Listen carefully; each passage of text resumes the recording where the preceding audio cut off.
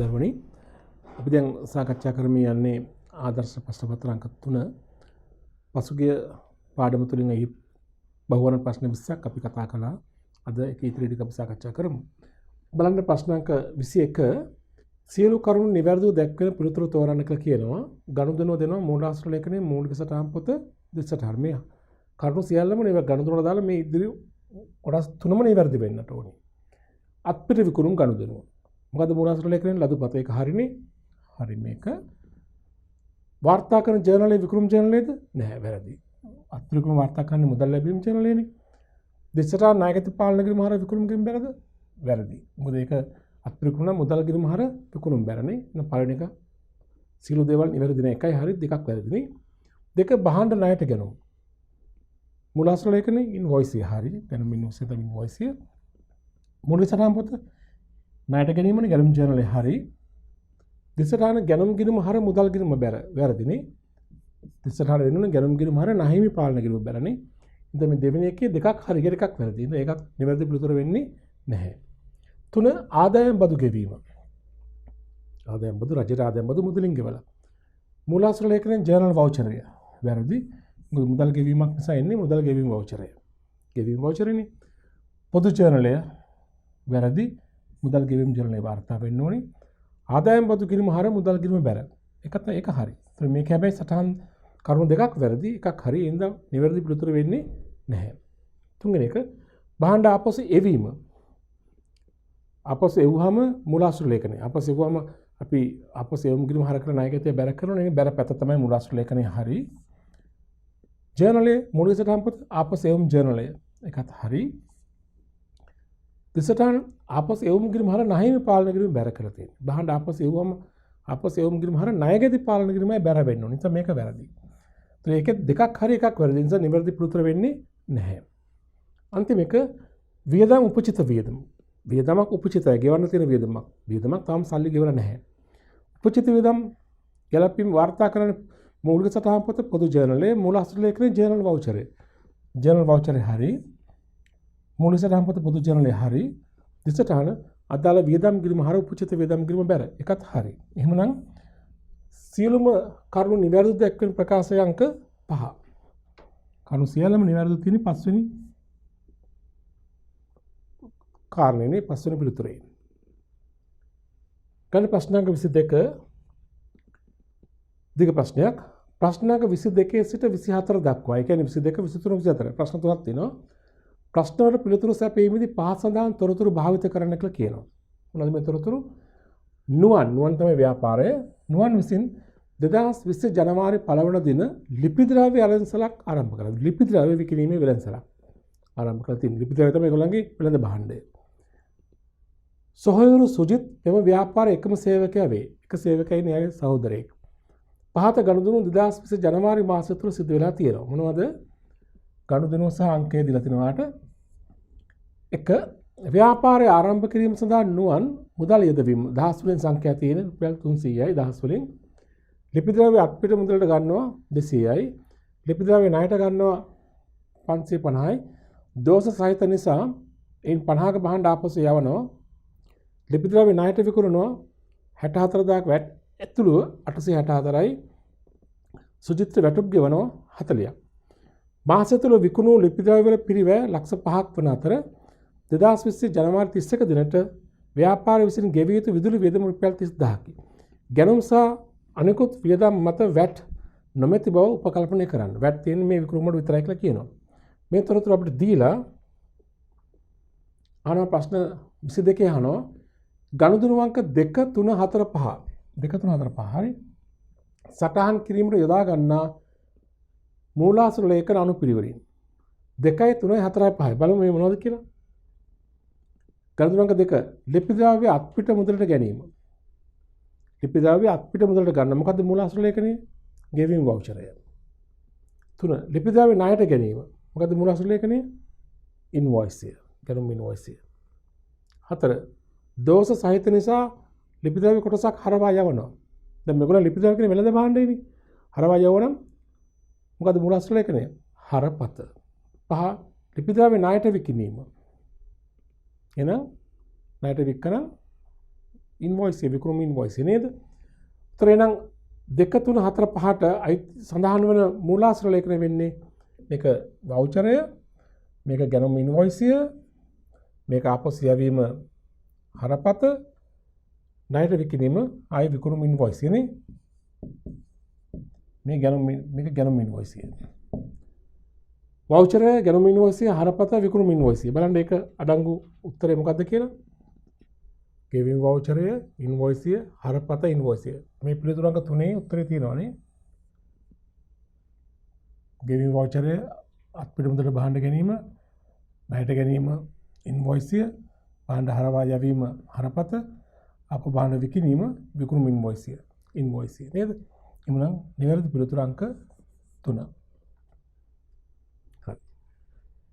ඊළඟ ප්‍රශ්න අංක බලන්න ඒකට අදාළවම තියෙන්නේ ප්‍රශ්න අංක 23. ගනුදෙනු අංක 1 2 3 4 හි ශුද්ධ බලපෑම නිරූපණය කරනු ලබන ගිණුම් කරන සමීකරණය කුමක්ද? ගනුදෙනු අංක 1යි 2යි 3යි 4යි. හරි නේද? අපි දැන් ගිණුම් කරන සමීකරණ ලියමු. මෙතන මෙහෙම වත්කම් සමානයි. මේකේ තියෙන දේ ගියොත් වත්කම් සමානයි වගකීම්. ඊළඟට තියෙන්නේ ධන හිමිකම නේ. ගනුදෙනු අංක 1 2 3 4 නේද ගන්න කියන්නේ? 1යි 2යි 3යි 4යි නේද? 1 2 මේකයි මේකයි මේකයි මේකයි. මේ ගනුදෙනු 4 තමයි ගන්න කියන්නේ. 1 ව්‍යාපාරය ආරම්භ කරන නුවන් මුදල් යොදවනවා. කීයක් යොදවද මෙතේ? ආරම්භ කිරීම සඳහා අලුත් කරන ආරම්භ කරලා තියෙනවා.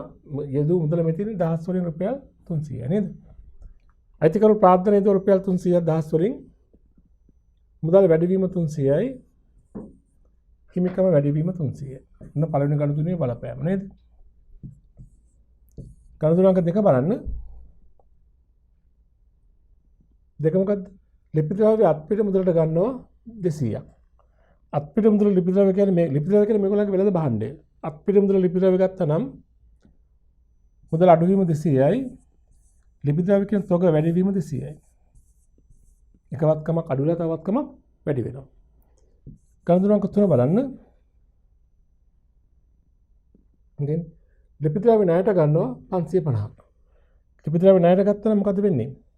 තොග වත්කම වැඩි වෙනවා 550ක්. ණයට ගත්ත නිසා වගකීමක් වැඩි වෙනවා 550කින්.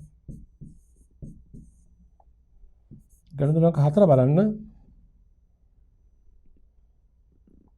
දෝෂ සහිත වූ බැවින් ණයටගත් ලිපි ද්‍රව්‍ය වලින් 50ක් හරවා යවනවා. තොග හරවා යවුවනම් තොග අඩුවීම 50යි. නැහිමෙන් අඩු වෙනවා 50කින්. වගකීමක් අඩු වෙනවා 50කින්. එහෙනම් බලන්න අවසානයේ සුද්ධ බලපෑම කොහොමද දෙන්නේ? වත්කම් ධන 300යි ඍණ 200යි 300න් 200ක් ගියම 100යි 100 200යි අයි 300යි 550ක් ගියම 300 550 850යි 50ක් අඩු නම් 800යි. වත්කම් වැඩිවීම 800යි. වගකීම් 550යි ඍණ 50යි. වගකීම් වැඩිවීම 500යි. හිමිකම වැඩිවීම 300යි.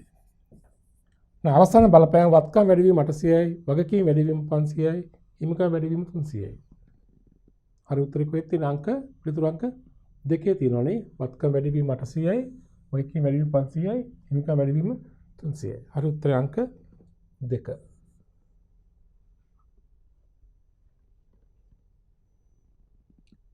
ප්‍රශ්න අංක 24 බලන්න. මෙම ව්‍යාපාරයේ ණයගැති පාලන ගිණුමක් පවත්වා ගන්නේයි නම් මෙම ගනුදෙනු අංක 5 ගනුදෙනු අංක 5 වාර්තා කිරීමේ නිවැරදි සටහන. මොකද්ද ගණන් මේ සටහන් 5ක් දෙනවා. හරි උත්තරය අහනවා. අංක 5 ගනුදෙනු. මොකද්ද අංක 5 ගනුදෙනු බලන්න. මෙන්න අංක 5 ගනුදෙනු.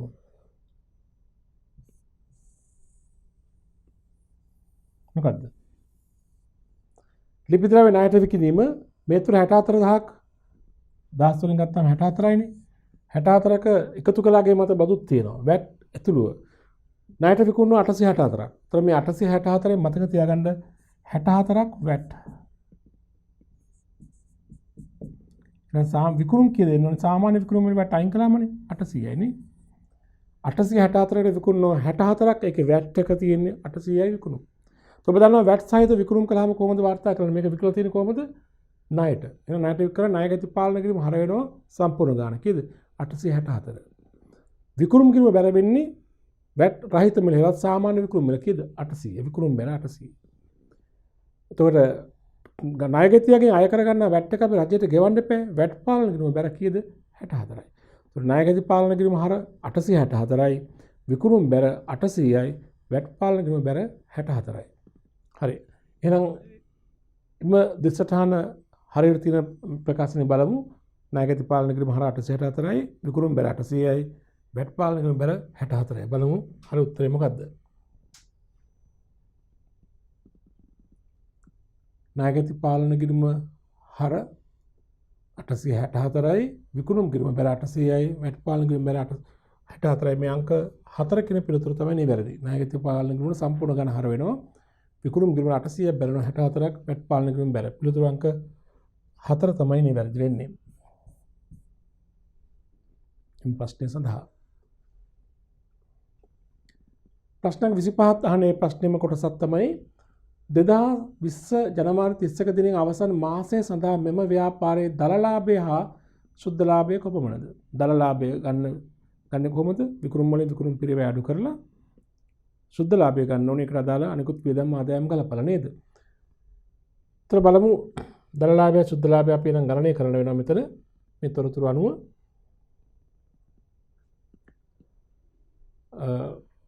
ආරම්භ කරන්න ප්‍රාර්ථනා යෙදුවා. ඒක දල ලාභයට හෝ ශුද්ධ ලාභයට සම්බන්ධ නැහැ. ලිපි ද්‍රව්‍ය මිලදී ගන්නවා 200ක්. අපි පහළ මෙහෙම තොරතුරුකුත් දෙනවානේ. මාස තුල විකුණු ලිපි ද්‍රව්‍ය පිරිවැය 500යි. මාස තුල ගෙවිය යුතු වියදම් 30ක් තියෙනවා. තව ගැනුම් සහ අනිකුත් වියදම් මත වැට් නැහැ කියලා කියනවා. එහෙනම් විකුණුම් පිරිවැය දීලා තියෙනවා අපිට. විකුණුම් ගන්න පුළුවන් අපිට මෙතන. විකුණුම් තියෙනවා මෙන්න මේ ගනුදෙනු විකුණුම්. එක විකුණුමයි තියෙනවා. විකුණුම් වලින් විකුණුම් පිරිවැය අඩු කළා මොකක්ද දෙන්නේ? දල ලාභය. අපි මෙතනම ගණනය කරමු දල ලාභය හා ශුද්ධ ලාභය. දල ලාභය ගන්න ශුද්ධ ලාභය ගන්න මෙහෙමයි. දල ලාභය ගන්න විකුණුම් සලම් දානවා. විකුණුම් කීයද? 864ක බඩ වික්කට 64ක් වැට්නේ. විකුණුම් පින්නේ 800යි. අඩු කළා විකුණුම් පිරිවැය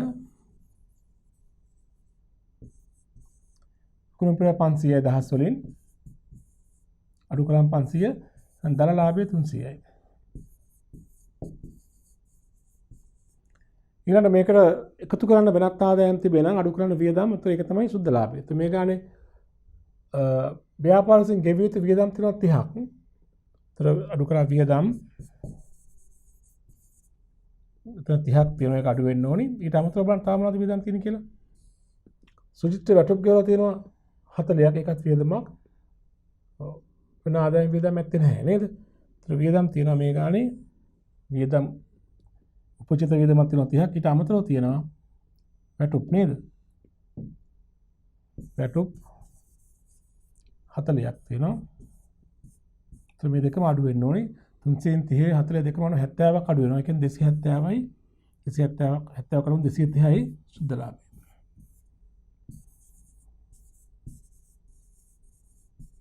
හරි. අපෙන් අහලා තියෙන්නේ මොකද්ද? අහලා තියෙන දල ලාභය ශුද්ධ ලාභය නේ. දල ලාභය 300යි. එහෙමනම් ශුද්ධ ලාභය 230යි. දල ලාභය 300යි ශුද්ධ ලාභය 230යි. බලන්න මේ උත්තරේ කොහෙද තියෙන්නේ කියලා. 300 230යි නේ.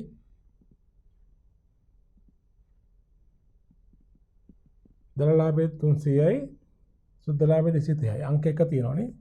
අංක 1 නිවැරදි. හරි පිළිතුර අංක 1. පැහැදිලිනේ? හොඳයි. කල ඊළඟ ප්‍රශ්න අංකය ප්‍රශ්න අංක 26 2020 අප්‍රේල් 1 දින නාමල් වෙළෙන්දෝ විසින් මෙහෙයුම් ආරම්භ කරලා තියෙනවා. අප්‍රේල් මාස සඳහා පහත සඳහන් තොරතුරු අපිට දීලා තියෙනවා. මූලික පොත්වල එකතුව රුපියල් 1000 වලින් තියෙන වෙනත් තොරතුරු. වික්‍රම චැනල් එකතුව 220යි, ගැනුම් චැනල් එකතුව 200යි, ආපෝස් එවම් චැනල් එකතුව 20යි, ආපෝස් එවම් චැනල් එකතුව 10යි. වෙනත් තොරතුරු වික්‍රම පිරිවැයක් තියෙනවා 110ක්. මෙහෙයුම් වියදම් වට්ටම් 60යි, ලද වෙළඳ වට්ටම් 20යි, දුන් වෙළඳ වට්ටම් 8යි, ලද මුදල් වට්ටම් 5යි, දුන් මුදල් වට්ටම් 10යි. අපෙන් අහනවා 2020 අප්‍රේල් මාසය සඳහා හඳුනාගත් මුළු ආදායම සහ මුළු වියදම. මුළු ආදායමයි මුළු වියදමයි හඳුනාගත්තු ආදායම සහ වියදම. අපිට පුළුවන් මේව දැන් මේ තොරතුරු අනුව ආදායම හා වියදම් අපිට හඳුනා ගන්න පුළුවන්. අපි පහුගිය පාඩම් වලදී ආදායම වියදම් හඳුනා ගන්න ආකාරය කතා කළා නේද? අපි දැන් බලමු ආදායම ගනුදෙනු මොනවාද වියදම් කොහොමද කියලා. මුළු ආදායම මේක මුළු වියදම. එතකොට මේ තොරතුරු බලන්න. විකුණුම් කියන්නේ මොකද්ද? ආදායම. දහස් වලින්ම ගන්න 220යි. ගැනුම්.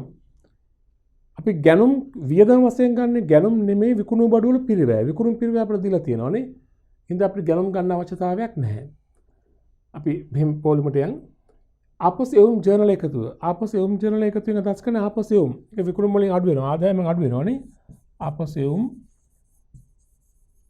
20යි කියලා මම වරහන් තුන දාන අඩු කරන නිසා ආපස් එවුම් ගැනුම් ජර්නලයේ ගැනුම් වලින් තමයි අඩු කරන්නේ. එසේ වුණත් අපි විකුණුම් පිරිවැය තමයි වියදම් වශයෙන් ගන්න. විකුණු බඩු වල පිරිවැය. ඒ නිසා අපි ආපස් එවුම් අදාළ වෙන්නේ නැහැ. විකුණුම් පිරිවැය 110 එක වියදමක්. විකුණුම් පිරිවැයල තියෙන ගැනුම් ආපස් එවුම් ඔක්කොම ගලපලා ඉතිරි තුක ආරම්භකත ඔක්කොම ගලපලා මෙහෙම වියදම් 60යි වට්ටම් හැර එකත් වියදම්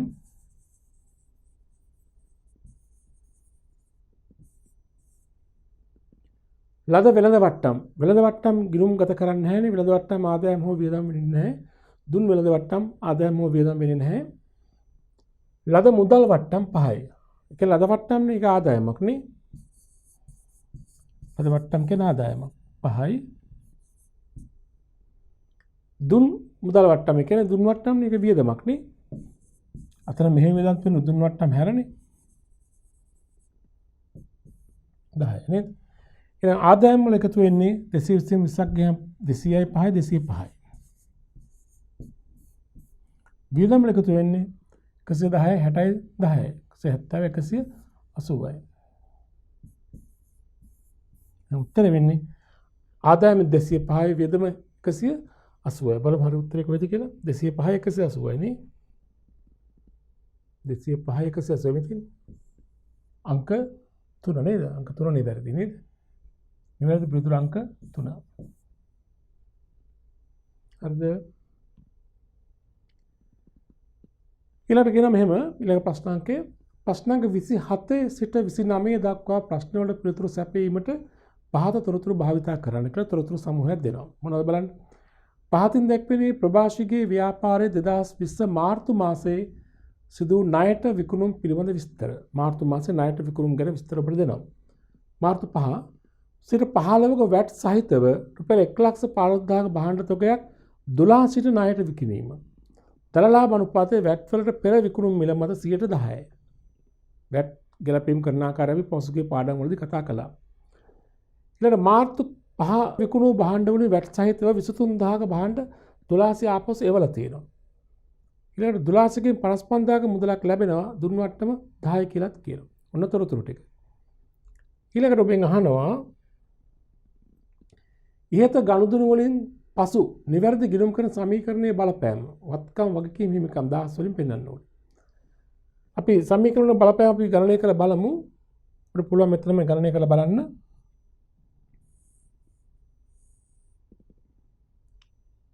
සමීකරණ මේ ගාන දීලා තිබුණේ වත්කම්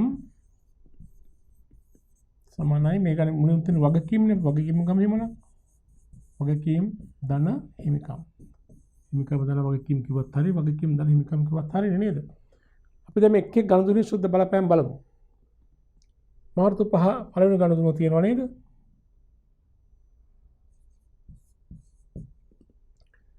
සිට 15ක වැට් සහිතව 1,15,000ක භාණ්ඩ 12 සිට ණයට විකුණනවා.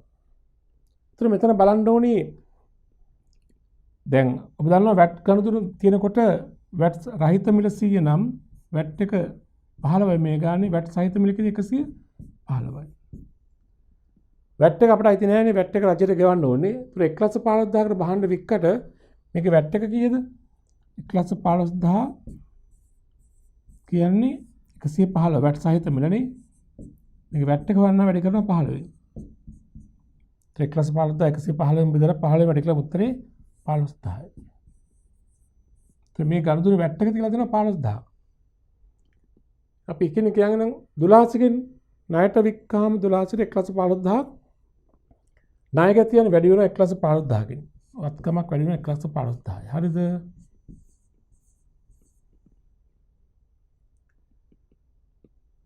ඊළඟට තොග අඩු වෙන්න ඕනේ. මේ සමීකරණ බලපාන කරන්නේ දැන් මේ භාණ්ඩ වල පිරිවැය තොගෙන් අඩු වෙන්න ඕනේ. කීයද පිරිවැය? දැන් මෙතන 1,15,000කට බඩු වික්කට ඒකේ විකුණුම් මත දලලාභ අනුපාතය වැට් වලට පෙර මිල මත 10%ක් විකුණුම් මිලෙන්. දැන් මේ 1,15,000කට වික්ක භාණ්ඩවල 1,15,000කට වික්කට මේ කියන්නේ වැට් එක තියෙනවනේ 15,000. වැට් එක අයින් කළාම සාමාන්‍ය විකුණුම් මිල කීයද? සාමාන්‍ය විකුණුම් මිල කීයද? ලක්ෂයයි. මේ ලක්ෂයෙන් 10%ක් ලාභෙලු. විකුණුම් මිලෙන් 10%ක් ලාභය කියනවනේ. එහෙනම් ලාභය මේකෙන් 10%ක්. ලක්ෂයෙන් 10%ක් කියන්නේ 10,000යි නේ. 10,000ක් ලාභය. ඒක අඩු කළාම එහෙනම් පිරිවැය කීයද? 90,000යි.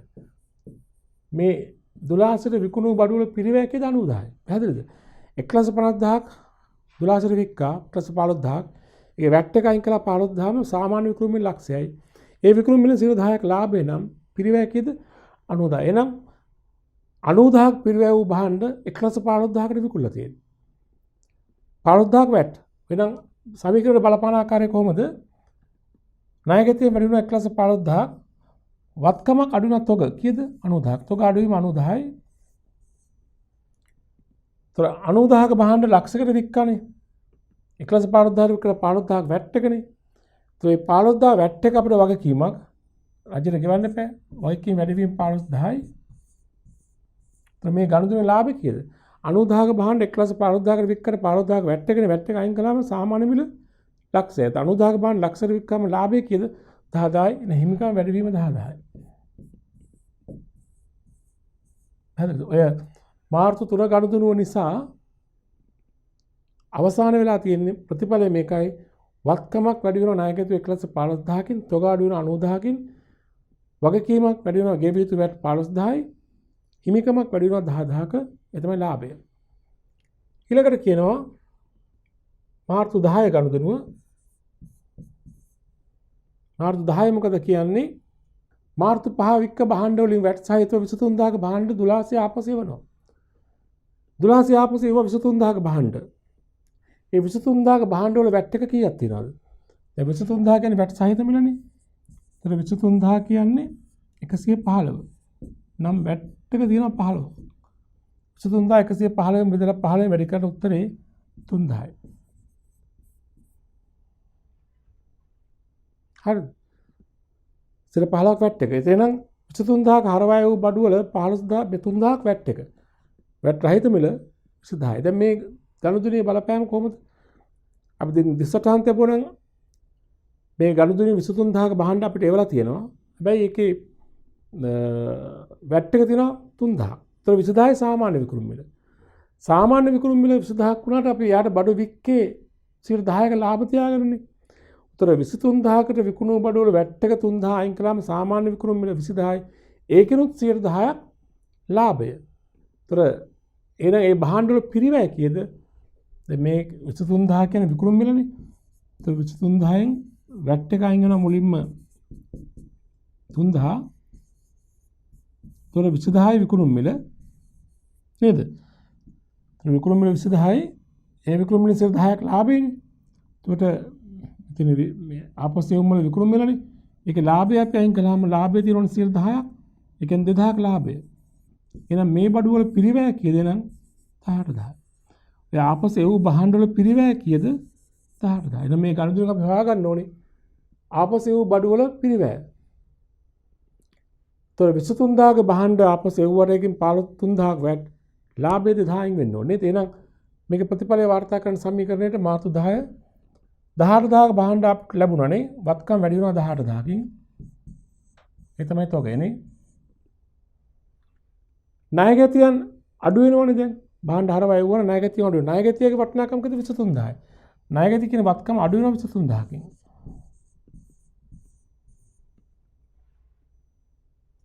ඊළඟට මේ ගණුදුන තුල අඩංගු ලාභය කීයද? 2000යි. භාණ්ඩ විකුණනකොට ලාභය වැඩි නම් හරවය වුවම ලාභය අඩුයි. ලාභය අඩු වෙනවා කියන්නේ හිමිකම අඩුවීම 2000යි.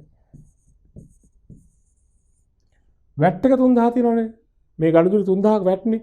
භාණ්ඩ වික්කාම ගෙවිය යුතු වැට් එක වැඩි වෙනවා. භාණ්ඩ හරව එවුවම ගෙවිය යුතු වැට් එක අඩු වෙනවා.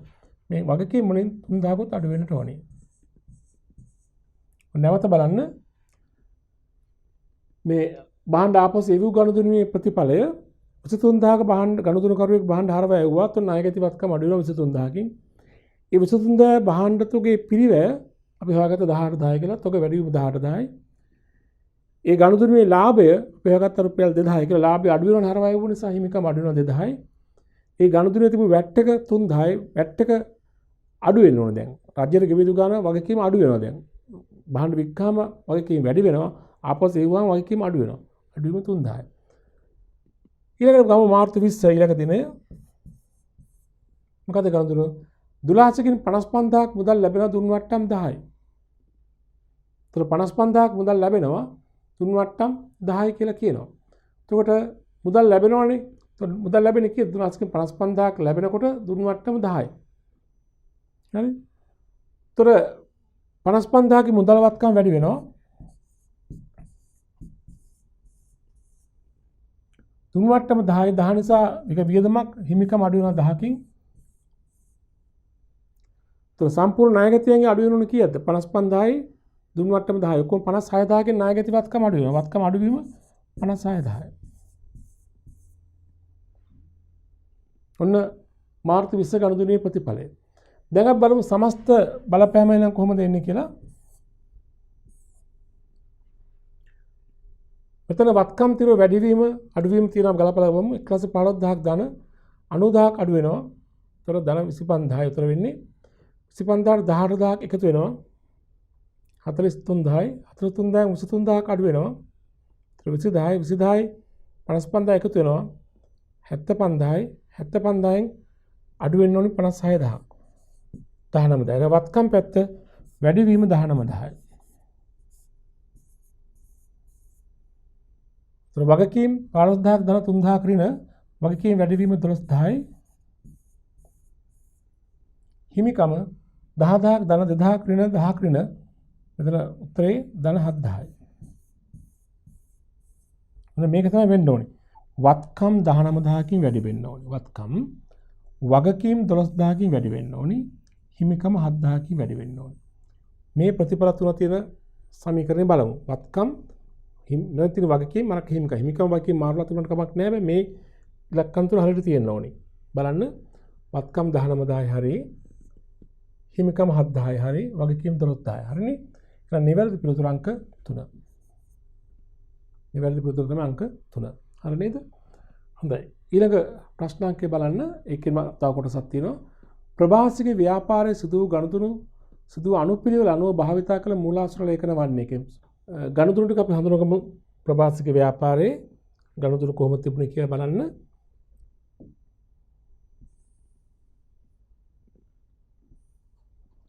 තොර ප්‍රභාසික ව්‍යාපාර නෙමෙයි තියෙන්නේ. තොර ගනුදෙනු තුන මොකක්ද? එකක් ණයට භාණ්ඩ විකිණීම නේද? නම් විකුණුම ඉන්වොයිස් එක. ඉන්වොයිස් එක. දෙක භාණ්ඩ ආපසු එවීම. වික භාණ්ඩ ආපසු එවලනේ. ආපසු එවුම්. ආපසු එවුම් සම්බන්ධයෙන් බැරපත. ඉන්වොයිස් එක බැරපත ඊළඟට 12කින් මුදල් ලැබීම. ලදුපත. ඉන්වොයිස් එක බැරපත ලදුපත නේද? බලන්න එහෙනම් උත්තරේ තුන තියෙන්නේ කොහෙද? ඉන්වොයිස් එක බැරපත ලදුපත. අංක 1. අංක 1 තමයි නිවැරදි පිළිතුර වෙන්නේ. ඉන්වොයිස් එක භාණ්ඩ විකිණීම සම්බන්ධයෙන් ආපසු එවීම සම්බන්ධයෙන් බැරපත මුදල් ලැබීම සම්බන්ධයෙන් ලදුපත. හොඳයි. අපි යමු ඊළඟ ප්‍රශ්නාංකයට. මතු සඳහන් බලපෑම් අතරින් ගනුදෙනුවක්සේ සැලකිය නොහැක්කේ මොනවාද? මෙතන ගනුදෙනුවක් නිසා විය හැකි දේවල් ප්‍රතිඵල සමූහයක් දෙනවා. මේකෙන් ගනුදෙනුවකින් වෙන්න බැරි දෙයක් අහනවා. ගනුදෙනුවක් නොවන්නේ මොකද්ද? වියදමක් වැඩිවීම වත්කමක් අඩුවීම. ගනුදෙනුවක් නිසා වෙන්න පුළුවන්ද? මේකට හොඳම දේ තමයි දිස්සටහන් මූලධර්මය බලන්න. ඒ අනුව ඔබ දන්න දිස්සටහන් මූලධර්මය අනුව ගනුදෙනුවක ප්‍රතිඵල දෙක හර බැර වශයෙන් බෙදී යන්නට ඕන. සටහන් දෙකම හර වෙන්නත් බෑ, සටහන් දෙකම බැර වෙන්නත් බෑ. බලන්න එකින් එක. වියදම් වැඩිවීම හර, වත්කම අඩුවීම බැර. එතකොට මේ ගනුදෙනුවක් නේ. හරි. ගනුදෙනුවක් නොවන්නේ කියලා නෙමෙයි. ගනුදෙනුවක් සැලකිය නොහැක්කේ. එතකොට මේක ගන්න බෑ. දෙක වත්කම වැඩිවීම හර ආදාය වැඩිවීම බැර. එහෙනම් මේකත් ගනුදෙනුවක් තමයි. ගනුදෙනුවක් නොහැක්ක වෙන්න බෑ. 3 වත්කම් වැඩිවීම හර වගකීම් වැඩිවීම බැර. මේකත් ගනුදෙනුවක් නේ. 4 වගකීම් අඩුවීම හර හිමිකම් වැඩිවීම බැර. මේකත් ගනුදෙනුවක් නේ. 5 බලන්න ආදාය වැඩිවීම බැර වගකීම් වැඩිවීම බැර. අන්න ප්‍රශ්න උත්තරේ තියෙනවා. පස්වෙනි එකේ ප්‍රතිඵල දෙකම යන බැරට. එහෙම වෙන්න පුළුවන්ද? බැයි නම් ගනුදෙනුවක්සේ සලකන්න බැරි මොකක්ද අංක 5. හොඳයි. දැන් අපි ඔන්න බහුවර්ණ ප්‍රශ්න වලට පිළිතුරු සපයලා ඉවරයි. අපි දැන් බලමු කෙටි ප්‍රශ්න සඳහා පිළිතුරු සපයන්න. ප්‍රශ්න අංක 31 බලන්න.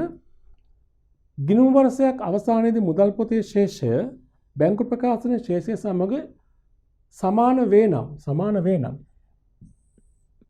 බැංකු සසුදුම් ප්‍රකාශනයක් පිළිල කිරීම අවශ්‍යද යන්න හේතුවක් සමග සඳහන් කරන්න. මේකෙන් කියන්නේ ටිකක් වෙනස් ස්වරූපයක් නේද? මුදල් ගිණුමේ ශේෂයයි බැංකු ප්‍රකාශනයේ ශේෂයයි සමානයිලු. සමානලා තියෙන අවස්ථාවක බැංකු සසුදුම් ප්‍රකාශනයක් පිළිල කිරීමේ අවශ්‍යතාවයක් තිබේද? හේතුවක් සමග සඳහන් කරන්න. මොකද ඔබ හිතන්නේ අනිවාර්යයෙන්ම බැංකු සසුදුමක් පිළිල කිරීම කරන්න ඕනේ සමාන වුණත් නොවුණත්. අපි සාමාන්‍යයෙන් අපිට පුරුදු වෙලා තියෙන ශේෂයන් දෙක අසමාන වුණාම හදනවා කියලානේ.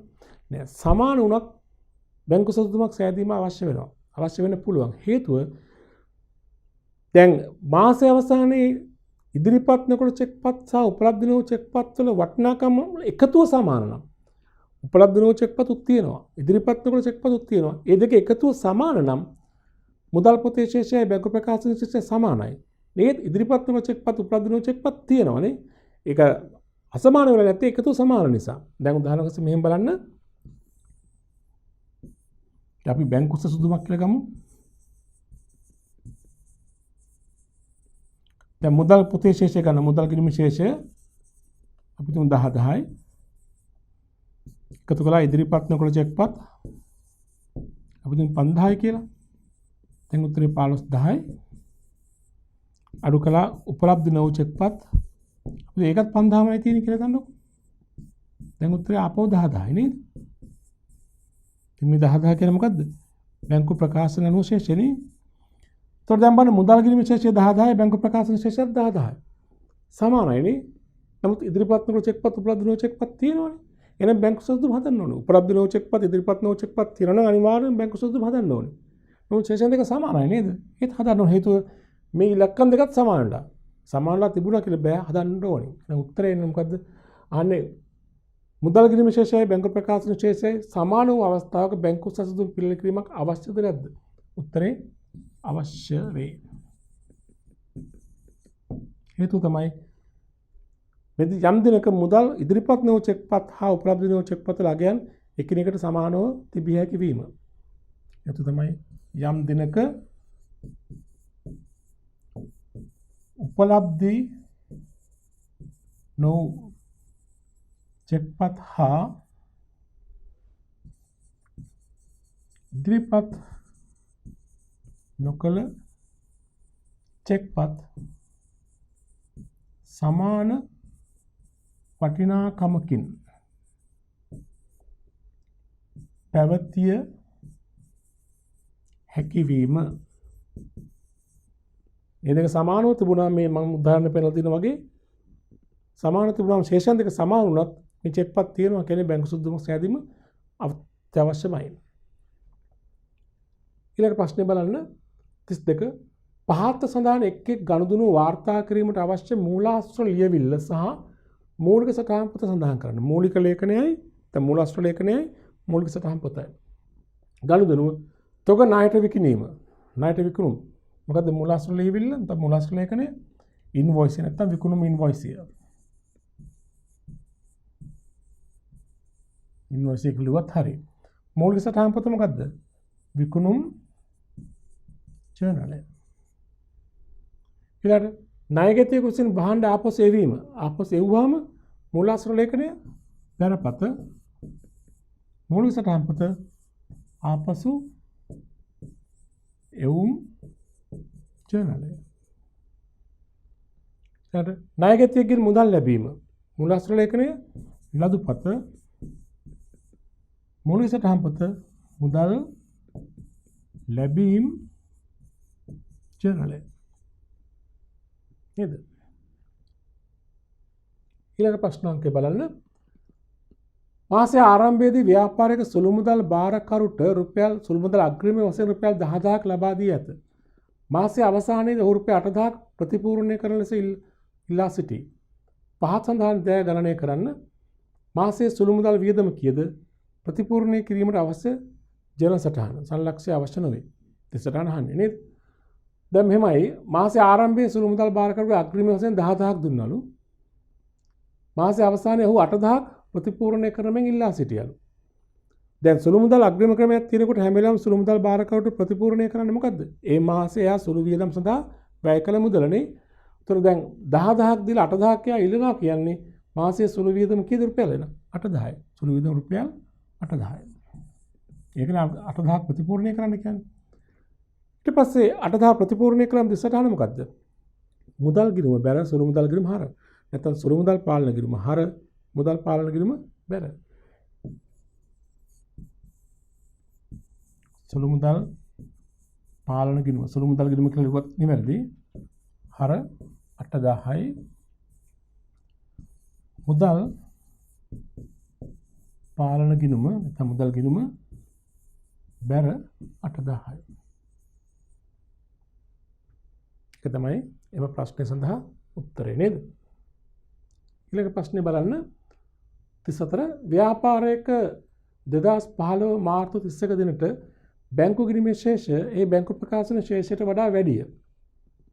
බැංකු ගිණුම කියන්නේ මුදල් ගිණුමේ ශේෂය බැංකු ප්‍රකාශන ශේෂය බැංකු මුදල් ගිණුම මුදල් පොතේ බැංකු ගිණුමේ ශේෂය තම ව්‍යාපාරය අනුව මුදල් ගිණුමේ ශේෂය බැංකු ප්‍රකාශන ශේෂයට වඩා වැඩිය. ව්‍යාපාරයේ බැංකු ගිණුමේ හෝ බැංකු ප්‍රකාශනයේ වැරදි නොතිබුණේ. බඩ උපකල්පනය කරන්න. මෙම වෙනසට හේතු විය හැකි කරුණු දෙකක් සඳහන් කරන්න.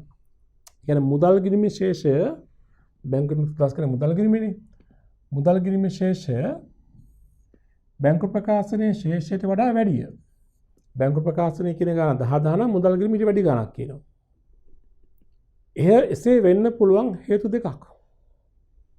මොකද දෙකක් කියන්න බලන්න. තේරුණානේ? මුදල් ගිණුමේ ශේෂය බැංකු ප්‍රකාශනයේ කියන උත්තරයට වඩා වැඩි. දැන් මෙහෙම ගත්තොත් මුදල් ගිණුම බැංකු ගිණුම කියන මුදල් ගිණුමනේ. අපි දුන් 10000යි. බැංකු ප්‍රකාශනය අපි දුන් 6000යි. බැංකු ප්‍රකාශනයේ අවසාන ශේෂය 6000යි මුදල් ගිණුම 10000යි. අය වගේ. මුදල් ගිණුමේ ශේෂය වැඩි. එහෙම වෙන්න පුළුවන් හේතු දෙකක්. එකක් තමයි අපි තැන්පත් කළ චෙක්පත් උපලබ්ධ වී නොතිබීම. තැන්පත් කළ මුදල් ගිණුම හරනේ. හැබැයි බැංකු ප්‍රකාශනයට බැර වෙලා නැහැ. එහෙම වුණා මුදල් ගිණුම ශේෂය වැඩි. මුදල් ගිණුම අනුව බැංකු ශේෂය වැඩි. බැංකු ප්‍රකාශන ශේෂය අඩුයි. එකක් තමයි තැන්පත් කළ චෙක්පත් උපලබ්ධ නොවීම. තව හේතුවක් මුදල් ගිණුම ශේෂය බැංකු ප්‍රකාශන ශේෂයට වඩා වැඩි වෙන්න හේතුවක්.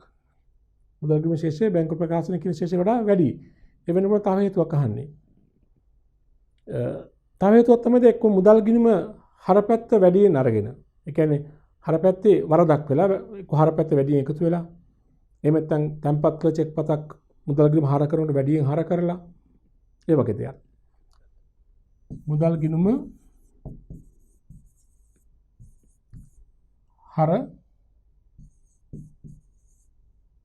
වැඩියෙන් ගණනය වීම. ඔය තාත් වල විස්තර කළ කියන්න පුළුවන්. දැන් අපි තුමු මුදල් ලැබීම් ජර්නලයේ විකරුම් තීරුව එකතුව. මුදල් ගිණුම හර කරලා තියෙනවා වැඩියෙන්. ඒ වගේ දේවල් වෙන්නත් පුළුවන්. හේතු දෙකක් වගේ අහලා තියෙන්නේ ඔන්න අපි දැක්කුවා. අපි ඊළඟ ප්‍රශ්න අංකයට 35. පහත සඳහන් ප්‍රකාශන සත්‍යද නැත්නම් අසත්‍යද යන්න සඳහන් කරන්න කියලා කියනවා. සත්‍යද අසත්‍යද? අපිට පුළුවන් මේ මෙතන කෙටි ඉලක්ක තියෙන සත්‍ය නම් අපිට හර ලකුණු දාන්න පුළුවන් අසත්‍ය නම් වැරදි ලකුණු දාන්න පුළුවන්. හරි? එක පසුගිය මාසයේ උපලබ්ධ වූ චෙක්පත් ප්‍රවර්තන මාසයේ බැංකු ප්‍රකාශනයට බැර වී ඇතනම් ඒවා නැවත බැංකු සසුදුම් ප්‍රකාශනයට ඇතුළත් කළ යුතුය. හොඳට බලන්න. පෙර මාසවල චෙක්පත් ගලපන ආකාරය අහන්නේ. දැන් මතකයි සිද්ධාන්තය. පෙර මාසවල චෙක්පත් උපලබ්ධ වූ චෙක්පත් ඉදිරිපත් නොවූ චෙක්පත් මේ මාස බැංකු ප්‍රකාශනය තුළ තිබේ නම් ඒවට ගැලපීම අවශ්‍ය නැහැ. ඒවා නැවත අසමානතාවට හේතු වන්නේ නැහැ. පෙර මාසවල පැවති උපලබ්ධ හෝ ඉදිරිපත් නොවූ චෙක්පත් ප්‍රවර්තන මාසයේ බැංකු ප්‍රකාශනය තුලත් ඇතුළත් වී නැත්නම් ඒවා නැවත අසමානතාවයට හේතු වශයෙන් ගලප ගන්න ඕනේ. දැන් මේ කියන විදිහට පසුගිය මාසයේ උපලබ්ධ නොවූ චෙක්පත් ප්‍රවර්තන මාසයේ බැංකු ප්‍රකාශනයට බැර වී ඇතනම් ඒවා නැවත බැංකු සසුදුම් ප්‍රකාශනයට ඇතුළත් කළ යුතුය. ඇතුළත් කළ යුතුද? ඇතුළත් කළ යුතුයි කියලා කියන්නේ බැර වෙලා තියෙනවා. පෙර මාස චෙක්පත් මේ මාසේ බැංකුවට ඇවිත්. එහෙනම් නැවත ගැලපීම කරන්න අවශ්‍යද? කළ යුතුයි කියලා කියන්නේ. එහෙනම් ප්‍රකාශනය අසත්‍යයි.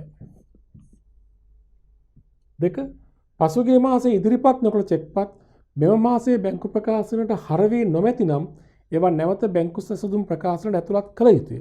අර කණි පැත්ත. පසුගිය මාසයේ ඉදිරිපත් නොකළ චෙක්පතක් තිබිලා තියෙනවා. ඒක මේ මාසේ බැංකු ප්‍රකාශනය ඇතුළත් නැහැලු. එහෙනම් ඒවා නැවත බැංකු සසුදුම් ප්‍රකාශනයට ඇතුළත් කළ යුතුයි. කතාව හරිනේ සත්‍යයි. තුන නිකුත් කළ චෙක්පතක වළංගු කාලය අවසන් වූ පසුව එය අවලංගු කළ චෙක්පතක් ලෙස සලකා බැංකු ප්‍රකාශනයට ඇතුළත් කළ යුතුය.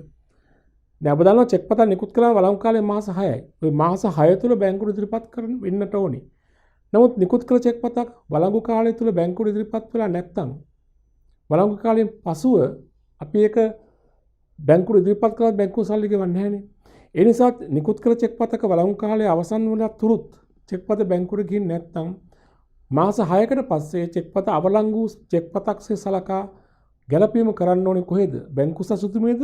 සංචිත මුදල් ගිණුමේද? සංචිත මුදල් ගිණුමේද? මේක කියන්නේ වෙන කතාවක්. නිකුත් කළ චෙක්පතක වළංගු කාලය අවසන් වූ පසු එය අවලංගු කළ චෙක්පතක් ලෙස සලකා බැංකු සසුතුම් ප්‍රකාශනයට ඇතුළත් කළ යුතුය. කතන්දරේ අසත්‍යයි. අවලංගු චෙක්පත අස්සේ සලකා ගලප ගන්න ඕනේ කොහටද? මුදල් ගිණුමට, සංචිත මුදල් ගිණුමට. 4 මාස දෙකකට පෙර තැන්පත් කළ චෙක්පතක් මෙතෙක් බැංකු ප්‍රකාශනයට බැර වී නොමැතිනම් එය බැංකු දෝෂයක්සේ සැලකිය හැකිය. ඔබ දන්නවා චෙක්පතක් තැන්පත් කළාම ඒ නිෂ්කාශනය වෙනකන් දින කිහිපයක් ගත වෙනවා. නිෂ්කාශනය වීමට දින කිහිපයක් සතියක් දෙකක් තුනක් උපරිම මාසයක් වගේ කාලයක් ගත වෙයි. ඊට වඩා වැඩි කාලයක් ගත වෙන්න බෑ. චෙක්පත නිෂ්කාශනය වුනේ නැත්නම් චෙක්පත අගරු වෙලා එහෙම නැත්නම් ආපසු එවන්නට ඕනේ. නමුත් බැංකුවේ තැන්පත් කළ චෙක්පතක් මාස දෙකකට පෙර තැන්පත් කළ චෙක්පතක් තවම බැංකු ප්‍රකාශනයට බැර වෙලා නැහැ. එවන්නක් ප්‍රායෝගිකව සිදුවෙන්න අමාරුයි. එහෙම වෙලා නම් ඒක මොකද්ද? බැංකු දෝෂයක්. බැංකු දෝෂය බැංකුව විසින් වැරදීමකින් අපේ ගිණුමට බැර කරලා නැතු වෙන්න පුළුවන්. එහෙමනම් මේ කතන්දරේ හරි නේද? මාස දෙකකට පෙර තැන්පත් කළ චෙක්පතක් මෙතෙක් බැංකු ප්‍රකාශනයට බැර වී නොමැතිනම් ඒ බැංකු දෝෂයක්සේ සැලකිය හැකිය. මේ බැංකු දෝෂයක් වශයෙන් නැවත බැංකු සසුදුම් ප්‍රකාශනයට යා යුතුයි. පැහැදිලිද? ඔන්නෝමයි මේක ප්‍රශ්නෙට උත්තරය වෙන්නට ඕනේ. ගණන 36 2016 3.31 දිනට සමාගමක බැංකු ශේෂය මේ බැංකු ශේෂය අදහස් කරන්නේ මුදල් ගිණුමේ ශේෂය 4,50,000ක් විය. එදිනට බැංකු ප්‍රකාශනයේ ශේෂය සමග මේ එකඟ නොවිය. විශේෂයෙන් සැසඳීමේදී මෙන්න මේ කරුණු හෙළිදරව් වෙලා තියෙනවා. 1 ණයගැතියෙකු විසින් රුපියල් 80,000ක චෙක්පතක් බැංකුවේ රුජුව තැන්පත් කරලා තියෙනවා ණයගැති ප්‍රේෂණ. 2 බැංකුව විසින් ස්ථාවර නියෝග මත ගෙවීම් කරලා තියෙන 40,000ක්. 3 බැංකුවේ තැන්පත් කළ රුපියල් 6,000ක චෙක්පතක් අගරු වෙලා තියෙනවා. 4 තැන්පත් කළ ලද රුපියල් 20,000ක චෙක්පතක් මෙතෙක් උපලබ්ධ වෙලා නැහැ කියලාත් කියනවා. රුපියල් 30,000ක නිකුත් කළ චෙක්පත් ගෙවීම සඳහා මෙතෙක් ඉදිරිපත් කර නැහැ. 2016 3.31 දිනට පහත සඳහන් දෑ ගණනය කරන්න. 1 සංශෝධිත බැංකු ගිණුමේ ශේෂය. ඒ කියන්නේ මුදල් ගිණුමේ ශේෂය. බැංකු ශේෂය කියන්නේ මුදල් ගිණුම තමයි බැංකු ගිණුම නියෝජනය කරන්නේ. බැංකු ප්‍රකාශනයේ ශේෂය.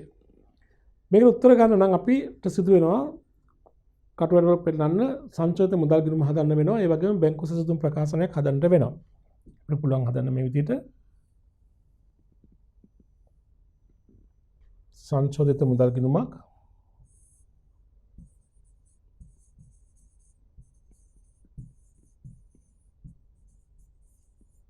අනික අපි හදමු බැංකු සසුදුමක් හිටින් right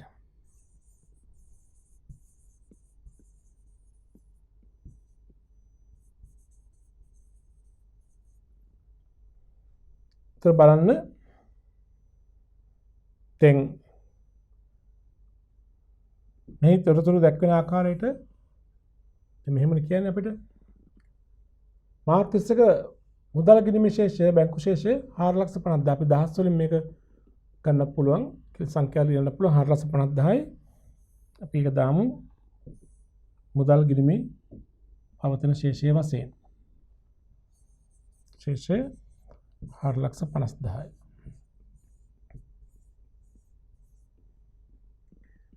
ඊළඟට කියනවා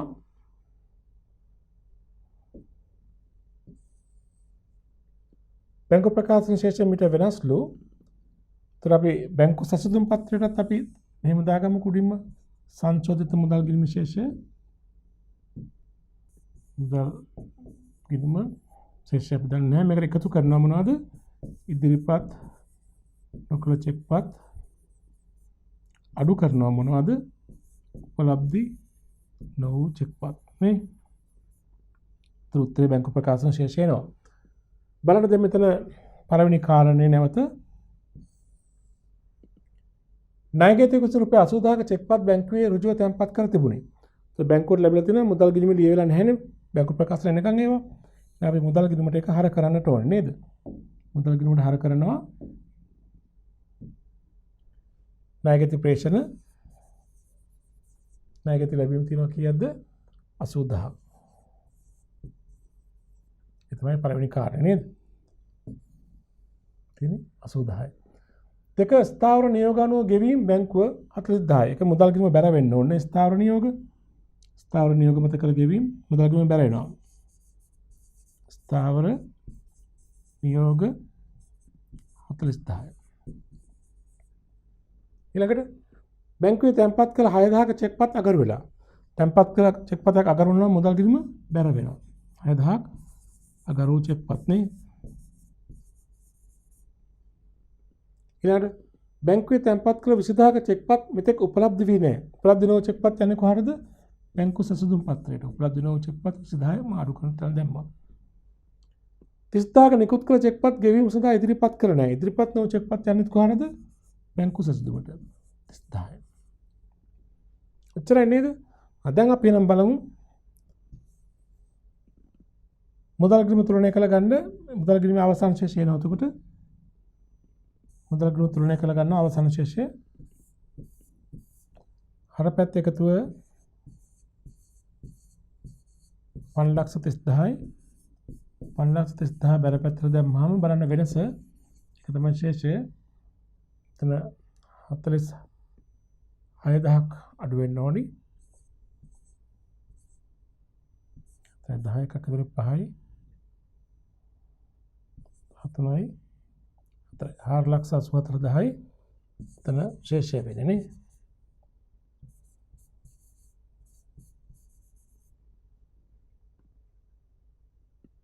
හරි. මුදල් ගිණුම සංශෝධනය කළාම ශේෂය 4,84,000යි. ඒක අපි දන්නවා සංශෝධිත මුදල් ගිණුම ශේෂ වශයෙන් මෙතනට 4,84,000. ඒකට 30,000 එකතු කරන්න. 3,11යි 5,14,000යි නේද? ඒක 20,000ක් අඩු කරාම බලමු උත්තරේ කීයද කියලා.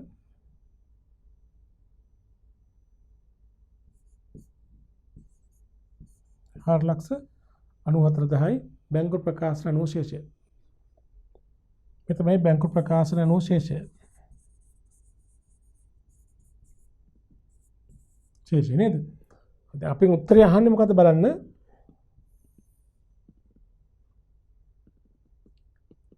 අපේ උත්තරය වශයෙන් අහන්නේ සංශෝධිත බැංකු ශේෂය. සංශෝධිත බැංකු ශේෂය කීයද? 4,84,000යි. මෙතන උත්තරේ රුපියල් 4,84,000යි.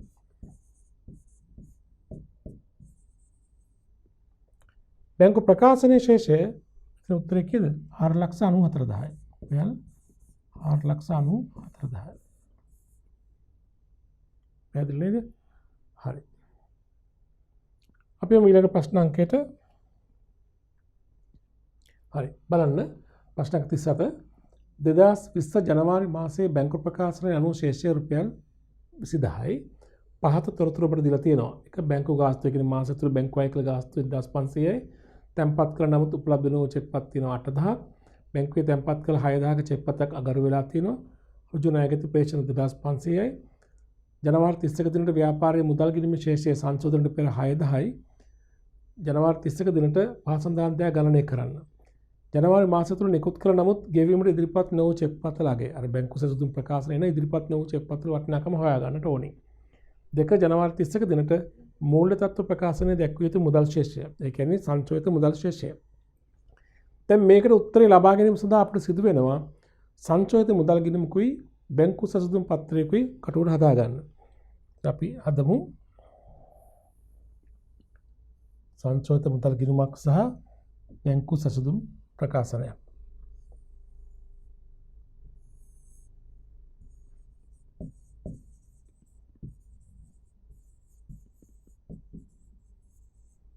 අනික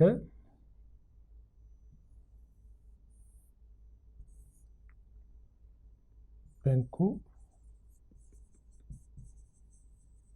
සැසඳුම් ප්‍රකාශනය. ඒක මුලින්ම දාගන්නවා සංශෝධිත මුදල් ගිණුමේ ශේෂය.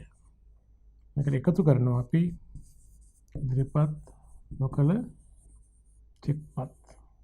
අඩු කරනවා අපි මොකද්ද උපලබ්ධි නොවූ චෙක් පත්. උත්තරේ මොකක්ද දෙන්නේ?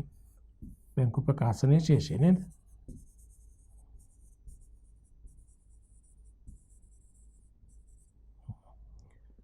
දැන් අපි අභ්‍යාසයේ දී තිබෙන තොරතුරුන් දන්න තොරතුරු ටික මේකට දාගමු. දැන් බලන්න අපිට දීලා තියෙනවා මුලින්ම බැංකු ප්‍රකාශන අනුව ශේෂය 20000යි. ඒක අයිරාවක් කියලා නැහැ. ඒ කියන්නේ වාසිදායක ශේෂයක්. අපි ඒක දාගමු බැංකු ප්‍රකාශනයේ යටට. මේ උත්තරේ 20000 කියලා කියනවා නේ. ඊළඟට කියනවා පාසඳාන් තොරතුරු ඔබට දී ඇත. බැංකු ගාස්තු 1500යි. මාස මුල මුදල් මාස අවසානයේ මුදල් පොතේ ශේෂ දාගන්න මුදල් ගිණුමේ ශේෂ හිමිතින් සංශෝධනයට පෙර 6000. ඒක අපි දාගමු සංශෝධිත මුදල් ගිණුමේ ශේෂය වශයෙන් දාගන්න 1.31 ශේෂය 6000. නේද? දැන් අපි මේ තොරතුරු එකිනෙක ගමු. පාසඳාන් තොරතුරු දියද බැංකු ගාස්තු 1500යි. බැංකු ගාස්තු කොහරද යන්නේ? බැංකු ගාස්තු යනවනේ කොහරද? සංචෝදිත මුදල් ගිණුමේ බැර පැත්තට නේද? බැංකු ගාස්තු 1500යි. බැංකු ගාස්තු 1500යි. ඊළඟට මොකක්ද තියෙන්නේ? ඊළඟට තියෙනවා තැන්පත් කළ නමුත් උපලබ්ධ නොවූ චෙක් පත් 8000යි. උපලබ්ධ නොවූ චෙක් පත් කොහරද යන්නේ? බැංකු සැසඳුම් ප්‍රකාශනයේ නේද? බැංකු සැසඳුම් ප්‍රකාශනයේ උපලබ්ධ නොවූ චෙක් පත් කියන තැන දාගන්න 8000ක්. ඒක අඩු කරන නිසා වරහන් තුල දෙන්න කමක් නැහැ. ඊළඟට තියෙනවා මොනවද? බැංකුවේ තැන්පත් කළ 6000ක චෙක් පතක් අගරු වී ඇත. අගරු චෙක් පත් කොහෙද වාර්තා කරන්නේ? සංචිත මුදල් ගිණුමනේ. මුදල් ගිණුම වාර්තා කරන බැර පැත්තට තැන්පත් කළ චෙක් පත් අගරු වීමක් නේ. අගරු චෙක් 6000යි. සංචිත මුදල් ගිණුම බැර. ඊළඟට මොනවද තියෙන්නේ? රුජු පේෂණ 2500ක් තියෙනවා. රුජු පේෂණ සංචිත මුදල් ගිණුම හර වෙන්න ඕනේ. ප්‍රේෂණ 2500 හර වෙන්නට ඕනේ. බලන්න ඊළඟ මොනවද තියෙන්නේ කියලා. මාස අවසානයේ මුදල් ගිණුමේ ශේෂය 6000 අපි දැම්මා සංචිත මුදල් ගිණුමට. පාසඳහන් දෙය ගණනය කරනවා. ඔච්චරයි තොරතුරු දීලා තියෙන්නේ.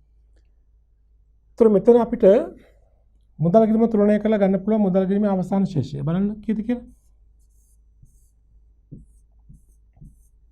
හර එකතු 8500යි. 8500 බැර පැත්තට ගියාම එතනදී 7500 කට වෙනස කීයද එන්නේ? 1000යි. ශේෂය පහට ගෙනාව 1000යි. ශේෂය ඉහළට ගෙනාව 1000යි. මේ තමයි සංචිත මුදල් ගිණුමේ අවසාන ශේෂය. ඒක අපි දාගන්න බැංකු සැසඳුම් ප්‍රකාශනයේ උඩින්ම ශේෂය වශයෙන් දානවා 1000. අපිට ඉදිරිපත් නොකර චෙක් පත් දීලා නැහැ. මේ එකතු වෙන ගාන දීලා නැහැ. මේක මෙතනින් හොයාගන්න. මම මේ කොටුවක් ගන්න මේක හොයාගන්න නිසා හොයාගෙන එකකින් උපලබ්ධ වූ චෙක් පත් අඩු කරාම දැන් අපි ළඟ බැංකු ප්‍රකාශන ශේෂය දිනනවා. වෙනදට අපි බැංකු ප්‍රකාශන ශේෂනේ මේකෙන් හොයාගන්න. ඒකද අපිට දීලා තියෙන 20000 කියලා. දැන් යටින් උඩට ගිහලා මේක හොයාගන්න. 20000ක් ඇවිත් තියෙන 8000ක් අඩු වුණාම උත්තරේ මෙතන උත්තරේ කිව්වේ 8,10යි. 28,000 8,000 ගියම 21000 නේ. 28,000 කියන මේ 18 ඉලක්කමක් එකතු කළාම උත්තරේ. එහෙනම් මෙතන උත්තරේ කීයද? 10යි 28,000 අතර වෙනස කීයද? 27000. එහෙනම් ඉදිරිපත් වූ චෙක් පත් වල අගය කීයද? 27000. අපෙන් අහනවා දැන් ප්‍රශ්න දෙකක්. එක ජනවාරි මාසය තුල නිකුත් කළ නමුත් ඉදිරිපත් නොවූ චෙක් පත් වල අගය කීයද මෙතින්? 27000. රුපියල් 27000. දෙක ජනවාරි 31 දිනට මූල තත්ත්ව ප්‍රකාශනයේ දැක්විය යුතු මුදල් ශේෂය. මූල තත්ත්ව ප්‍රකාශනයේ පෙන්වන්නේ මුදල් ගිණීමේ නිවැරදි ශේෂය. මුදල් ගිණීමේ නිවැරදි ශේෂය තියෙන්නේ මේ කීයද? 1000යි. ඔක තමයි පිළිතුර. යමු ඊළඟ ප්‍රශ්න අංකයට 38 පහත දී ඇත්තේ ණයගැති පාලන ගිණීමේ උපුටාගත් අයිතමයන් කිහිපයක්. මේවා ලබාගෙන ඇති මූලාශ්‍රය නම් කරන්න. මම කොහෙන්ද ලබාගත් මූලාශ්‍රය? විකුණුම්. ණයගැති පාලන ගිණීමට විකුණුම් ලබා ගන්න කොහෙන්ද? ණයගැති පාලන ගිණීම හදනකොට විකුණුම් කියලා අපි දාන මූලාශ්‍රය හන්නේ මූලාශ්‍රය ලේඛනය නෙමෙයි.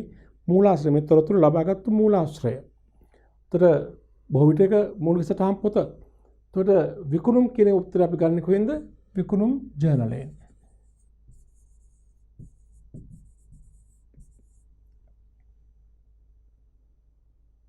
තේරුණාද? අපි විකුණුම් ජර්නලයේ හදලා විකුණුම් ජර්නලයේ එකතුව තමයි අපි විකුණුම් ගිණුම බැර කරලා ණයගැති පාලන ගිණුම හර කරන්නේ. ආපසෙවුම් ගන්නෙත් අපි ආපසෙවුම් ජර්නලයෙන්.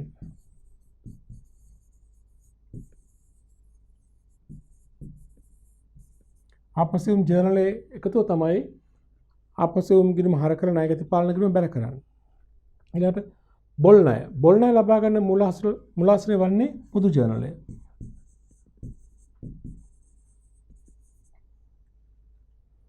මුදල් ලැබීම් ලබා ගන්න කොහෙන්ද? මුදල් ලැබීම් ජර්නලය. මුදල් ලැබීම් ජර්නලේ ණයගැති ලැබීම් තීරු එකතු වෙන ගන්න නේද? එතකොට මූලාශ්‍රය මුදල්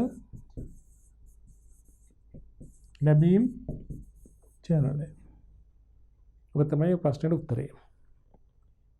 ඊළඟ ප්‍රශ්න අංක බලන්න. පහත ගනුදෙනු වාර්තා කිරීමට අදාළ මූලික සටහන් පොත සඳහන් කරන්න. මූලික සටහන් පොත. රුපියල් 8 ලක්ෂයක මෝටර රථයක් ණයට විකිණීම. ස්ථාවරවත්කමක් ණයට වික්කාම. ස්ථාවරවත්කම් ණයට ගෙනුම් ණයට විකුණුම් වාර්තා කරන්න කොහෙද? පොදු ජර්නලය තුල.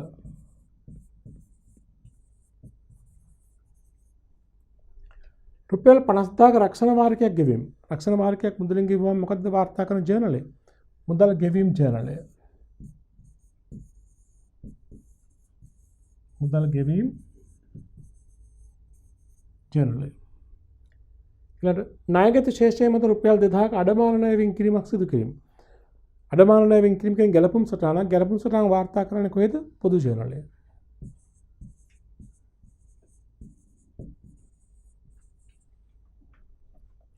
රුපියල් 30000ක තොගයක් ණයට විකිණීම. තොග ණයට වික්කාම වෙළඳ භාණ්ඩ ණයට වික්කාම වාර්තා කරන ජර්නලය විකුණුම් ජර්නලය.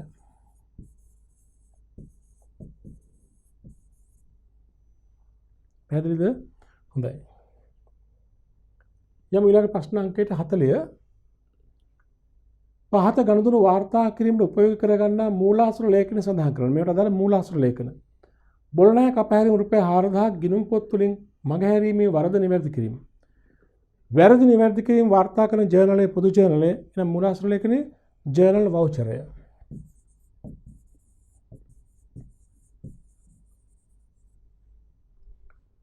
ණයට ගැනීම ආපසු යැවීම. ආපසු යැවීමක් සිදු කළාම භාණ්ඩ ණයටගත් භාණ්ඩ හරවා යවුවාම ආපසු යවුම් ජර්නලය තමයි වාර්තා කරන්නේ. මොකද මූලාශ්‍ර ලේඛනයේ හරපත.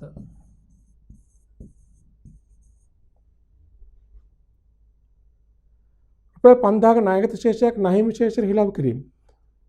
ගිණුමකින් තව ගිණුමකට මාරු කිරීමක් කරන මාරු සටහන් නැත්නම් හිලව් කිරීම වාර්තා කරන්නේ පොදු ජර්නලයේ.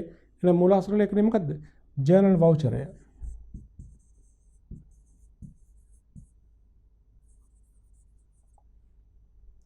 ඊළඟට රුපියල් 3000ක කොමිස් ආදායමක් මුදලින් ලැබීම. කොමිස් මුදලක් ලැබුණාම වාර්තා කරන්නේ මුදල් ලැබීම් ජර්නලයේ. එනම් මොකද්ද මූලාශ්‍ර ලේඛනය? ලදුපත. පැහැදිලිද? හරි. හොඳයි අපි යමු ඊළඟ ප්‍රශ්න අංකයට. ප්‍රශ්න අංක 41 බැංකු සැසඳුම් ප්‍රකාශනයක් සකස් කිරීමෙන් ලබාගත හැකි මූලික ප්‍රයෝජන 4ක් සඳහන් කරන්න. බැංකු සැසඳුම් විස්තරයක් තුලින් ආයතනයකට ලබා ගන්න පුළුවන් ප්‍රයෝජන මොනවද? එකක් තමයි උපලබ්ධ නොවු චෙක්පත් හඳුනා ගන්න පුළුවන්. නිකුත් කළ නමුත් ඉදිරිපත් නොවු චෙක්පත් හඳුනා ගන්න පුළුවන්. ඒ වගේම බැංකු ගනුදෙනු සිදු කිරීමේදී වෙච්ච වැරදි වංචාවන් හඳුනා ගන්න පුළුවන්. ඒ වගේම බැංකු සසුදුම් පත්‍රයක් කියන්නේ ව්‍යාපාරයක හොඳ අභ්‍යන්තර පාලන ක්‍රමයක්. අපි වෙන හතරක් ලියමු. එක උපලබ්ධ නොවු චෙක්පත් හඳුනා ගත හැකි වීම. දෙක ඉදිරිපත් නොකළ චෙක්පත් හඳුනා ගත හැකි වීම. හරි. තුන බැංකු ගනුදෙනු වල වැරදි හා වංචාවන් හඳුනා ගත හැකි වීම. හතර අභ්‍යන්තර පාලන ක්‍රමයක් වීම. මේ ආකාරයට අපිට බැංකු සසුදුම් පත්‍රයකින් ලබාගත හැකි මූලික ප්‍රයෝජන නම් කරන්න පුළුවන්. ඊළඟ බලන්න වැට් සඳහා ලියාපදිංචි ව්‍යාපාරයකට අදාළ වැට් ප්‍රතිශතය 20%කි. වැට් සහිත අත්පිට විකුණුම් 5,40,000යි වැට් සහිත ආපසු 1,20,000යි වැට් ගෙවීම් 50,000යි. වැට් අනුපාතය 20% කියලා ගන්න කියනවා. 2020 මාර්තු 31 දින මූල තත්ත්ව ප්‍රකාශනයේ වැට් සම්බන්ධයෙන් පෙන්විය යුතු ජංගම වත්කම් හෝ ජංගම වගකීම් වටිනාකම් කීයද? දැන් මේකට උත්තරේ ලබා ගන්න අපි වැට් ගිණුමක් හදන්නට ඕනි. වැට් පාලන ගිණුමක් සෑදීම කළාම මේකට උත්තරේ ලබා ගන්න පුළුවන්. අපි මේ වැට් ගිණුම හැදුවොත් වැට් ගිණුම කිව්වත් හරි වැට් පාලන ගිණුම කිව්වත් හරි. දැන් මේ ගානේ වැට් අනුපාතය 20%. ඒ කියන්නේ 100 නම් සාමාන්‍ය මිල එකතු කරන 20 වැට් සහිත මිල 120යි. ගනුදෙනු තුල අඩංගු වැට් එක වැට් ගිණුමට යන්නට ඕනේ. පළවෙනි එක අත්පිට විකුණුම් තියෙන 5,40,000. මෙතන වැට් එක බලන්න කීයද කියලා. වැට් එක තමයි වැට් ගිණුමට යන්නට ඕනේ. එතකොට 5,40,000 කියන්නේ විකුණුම් මිලනේ. මේක සමාන 120 නම් 20 බලන්න කීයද කියලා. එතකොට 5,40,000 120ෙන් බෙදලා 20 වැඩි කරලා බලන්න සුළු කරලා උත්තරේ 90,000යි. ඒ කියන්නේ පළවෙනි ගනුදෙනුවේ 5,40,000 විකුණුම් තිබ්බට ඒකේ 90,000ක් වැට්. તો කොහොමද ඒක දෙසට අන්තමන කියන්නකෝ. අප්‍රියකුරුනේ මුදල් ගිණුම හර 5,40,000යි. විකුණුම් ගිණුම බැර වැට් එක අයින් කළානේ 5,40,000 90,000 ගියම 4,50,000යි. 90,000ක් කොහරද බැර වෙන්නේ? වැට් පාලන ගිණුමට. ඒතර මුදල් ගිණුම හර 5,40,000යි. විකුණුම් ගිණුම බැර 4,50,000යි. වැට් ගිණුම බැර 90,000යි. නේ වැට් ගිණුම බැර 90,000ක් මුදල් කියලා. මුදල් ගිණුම හර වෙන්නේ නේද? ඊළඟට දෙවෙනි ගනුදෙනුව වැට් සහිත ආපසු එවුම් තියෙනවා 1,20,000ක්. ඔක වැට් එක බලමු කීයද කියලා. 1,20,000 කියන්නේ වැට් සහිත මිල. සමාන 120 නම් වැට් එක කියන්නේ 20යි. උත්තරේ කීයද? 20,000යි. දැන් මේ ගනුදෙනුව දෙසට හඳවන්නේ කොහොමද? ආපසු එවුම් තියෙනවා 1,20,000ක් වැට් එකත් එක්ක 20,000ක. ඒතර ආපසු එවුවාම ආපසු එවුම් ගිණුම හර වෙන්න ඕනේ වැට් රහිත මිල. 1,20,000 ගියම ලක්ෂයයි. වැට් රහිත මිල ලක්ෂයක් ආපසු එවුම් ගිණුම හර වැට් එක 20,000 වැට් ගිණුම හර 1,20,000ම ණයගැතියෝ ණයගැති පාලන ගිණුම බැරනේ. එහෙනම් වැට් ගිණුමට කීයක් හර වෙනවද? 20,000ක් නේ. මේක බැරෙන ණයගැතියන්ට. ඊළඟට මේ කාලය තුල වැට් මුදලින් ගෙවලා තියෙනවා 50,000. මුදලින් ගෙව වැට් එක මුදල් ගිණුම බැර වැට් පාලන ගිණුම හර. මුදල් කියලා කීයක්ද? 50,000ක්. මෙච්චරයි. මේ ගනුදෙනු තුන වැට් ගිණුමට යන්නේ මේ ආකාරයට. දැන් වැට් ගිණුම තුලනේ කියලා බලන්න අවසාන ශේෂය. බැර පැත්ත වැඩි. බැර 90,000ක් අපි ගෙවන්න තිබුණාට ගෙවලා තියෙනවා 50,000ක් 20,000ක් අපිට අඩු කරගන්න පුළුවන් ආපසු එවුම් වලින්. ඒතර ඒ අනුව හරට ගියාම 90,000 වෙනස් වෙනවා ශේෂය පහළට ගෙනාවා 2010යි ශේෂ ඉහළට ගේනවා 2010. වැට් පාලන කිරීමේ වැරැපැත්තේ ශේෂයක් ආවොත් ඒකෙන් අදහස් වෙන්නේ තවදුරටත් අපි රජයට ගෙවිය යුතු වැට් ප්‍රමාණය. ඒක අපිට ජංගම වගකීමක්. වැට් පාලන කිරීමේ හරශේෂයක් ආවොත් ඒකෙන් අදහස් වෙන්නේ රජයෙන් අපිට තවදුරටත් එන්න තියෙන වැට් ප්‍රමාණය. ඒක ජංගමවත්කමක්. දැන් මෙතන තියෙන බැරශේෂයක් 2010යි ජංගම වගකීමක්. එතන මෙහෙම ලියනවා ජංගම වගකීම. රුපියල් කීයද? 20000යි. වැට් සම්බන්ධයෙන් අපිට ජංගම වගකීමක් තියෙනවා රුපියල් කීයකද? 20000. ඒක තමයි උත්තරය. දැන් ඊළඟ ප්‍රශ්න අංකයට 43. බලන්න. ව්‍යාපාරයක සුළු මුදල් හා සම්බන්ධ තොරතුරු පහත දැක්වේ. සුළු මුදල් සම්බන්ධව. සුළු මුදල් ගිණුමේ ශේෂය 2020 1 10 1 දිනට 1600යි. ප්‍රතිපූර්ණය කිරීම 10 3400යි. සුළු මුදල් ගෙවීම 10/31 4600යි. 2020 නොවැම්බර් මාසයේ සිට අග්‍රිමයේ රුපියල් 2000කින් වැඩි කිරීමට තීරණය කර ඇත. අපෙන් අහනවා 2020 11 1 දිනට ප්‍රතිපූර්ණය කළ යුතු මුදල. දැන් මේ ගානේ බලන්න සුළු මුදල් ගෙවීමේ ශේෂය 1600යි අග්‍රිමයේ ප්‍රතිපූර්ණය කරලා නම් 3400ක් මේ දෙක එකතුව තමයි දැනට පවතින අග්‍රිමය. ඒතර පවතින අග්‍රිමේ 3400 1600යි නේ. ඒතර වෙන කීයද දැනට පවතින අග්‍රිමය එහෙමනම් 5යි 5000යි. දැනට පවතින අග්‍රිමේ 5000ක් තියෙනවා. හරිද? එතකොට මාසයේ අවසානයේ සුළු ගෙවීම් කරලා තියෙන 4600ක්. ඒතර 5000 තමයි අග්‍රිමේ 4600ක් දැනට ගෙවීම් කරලා නම් ඉතිරි ශේෂය තියෙනවා කීයක් තව 400ක්. ඒතර 5000ම අග්‍රිමේ තිබුණා නම් ඊළඟ මාසේ ප්‍රතිපූර්ණය කරන මුදල කීයද? 4600යි. ගිය මාසේ වේදම් කළ ගානනේ. නමුත් මේගොල්ලෝ අග්‍රිමේ වටිනාකම රුපියල් 2000කින් වැඩි කරන්න තීරණය කරලා. එහෙමනම් දැන් අග්‍රිමේ වෙනවා රුපියල් 5000 එකතු වෙන්න ඕනේ. ඒතර අග්‍රිමේ වෙනවා කීයද ඔක්කොම 7000. ඒතර අග්‍රිමේ 7000ක් වෙලා තියෙනකොට ඉතිරි ශේෂය තියෙන 400නේ. දැන් 7000 හැදෙන්න තව කීයක් අඩුද? මෙන්න මේ ගාන තමයි ප්‍රතිපූර්ණය කරන්න ඕනේ. 7000යි දැන් අලුත් අග්‍රිමේ 400යි ඉතිරි ශේෂය තියෙන්නේ නේද? ඒතර වෙනස තියෙනවා සම්පූර්ණ ගාන 6600ක්. එහෙනම් අග්‍රිමේ රුපියල් 2000කින් වැඩි කරනවා නම් ඒ තත්ත්වයේ මත සුළු මුදල් භාරකරුට ප්‍රතිපූර්ණය කළ යුතු මුදල කීයද? රුපියල් 6600යි. තව ඉතින් කිව්වොත් ගිය මාසේ වියදම් කළා 4600ක්.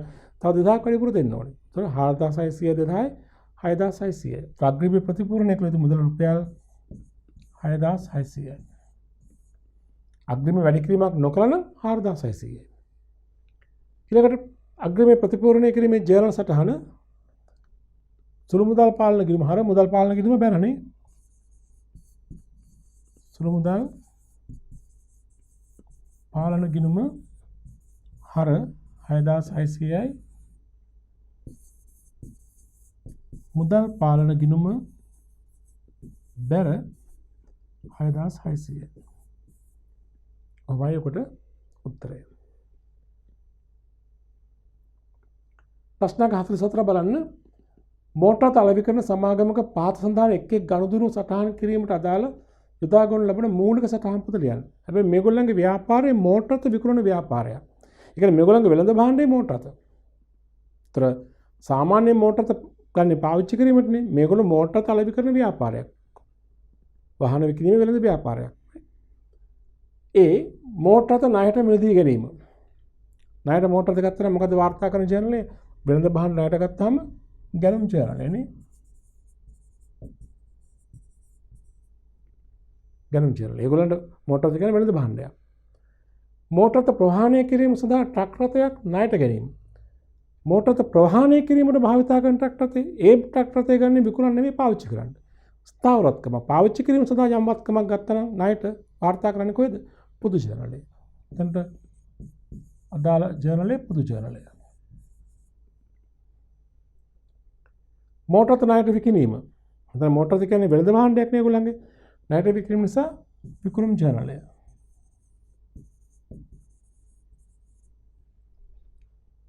විකුණුම් කොමිස් ගෙවීම. විකුණුම් කොමිස් මුදලින් ගෙවුවා නම් මුදල් ගෙවීම බැරනේ මුදල් ගෙවීම ජර්නලය.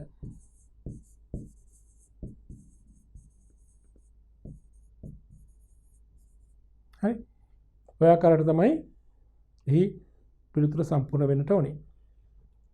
කඩේක ප්‍රශ්නාංකය 45 පහත ගනුදෙනු මගින් ව්‍යාපාරික නහිමි පාලන කිරීමේ ශේෂයට වන බලපෑම ගණනය කරන්න. ශේෂය වැඩි වේ නම් ධන ලකුණෙන් පෙන්වන්න, ශේෂය අඩු වේ නම් ඍණ ලකුණෙන් පෙන්වන්න කියලා කියනවා ගනුදෙනු ඉදිරියෙන්.